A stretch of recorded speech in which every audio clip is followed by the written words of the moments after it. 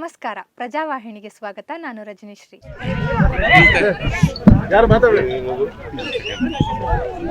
ಜಯಪ್ರಕಾಶ್ ಹೆಗ್ಡೆ ಅವರು ಮೊದಲು ಕಾಂಗ್ರೆಸ್ನಲ್ಲಿದ್ದರು, ಕಾಂಗ್ರೆಸ್ನಿಂದ MP ಆಗಿದ್ರು. ಮತ್ತೆ ಅವರ ಅವಧಿ ಮುಗಿದ ಮೇಲೆ ಮತ್ತೆ ಸೇರ್ಕೊಂಡಿದ್ದಾರೆ.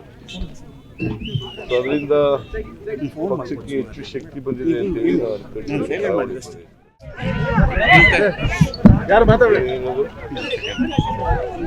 ಜಯಪ್ರಕಾಶ್ ಹೆಗ್ಡೆ ಅವರು ಮೊದಲು ಕಾಂಗ್ರೆಸ್ನಲ್ಲಿದ್ದರು, ಕಾಂಗ್ರೆಸ್ನಿಂದ MP ಆಗಿದ್ರು. ಮತ್ತೆ ಅವರ ಅವಧಿ ಮುಗಿದ ಮೇಲೆ ಮತ್ತೆ ಸೇರ್ಕೊಂಡಿದ್ದಾರೆ. ಅದರಿಂದ ಪಕ್ಷಕ್ಕೆ ಹೆಚ್ಚು ಶಕ್ತಿ ಬಂದಿದೆ ಅಂತ ಹೇಳಿ ನಾನು ಅನ್ಕೊಂಡಿದ್ದೀನಿ.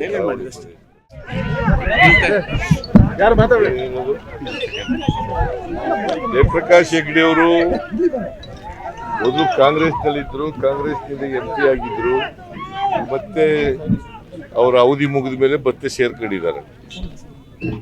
ಅದರಿಂದ ಪಕ್ಷಕ್ಕೆ ಹೆಚ್ಚು ಶಕ್ತಿ ಬಂದಿದೆ ಅಂತ ಹೇಳಿ ನಾನು ಅನ್ಕೊಂಡಿದ್ದೀನಿ.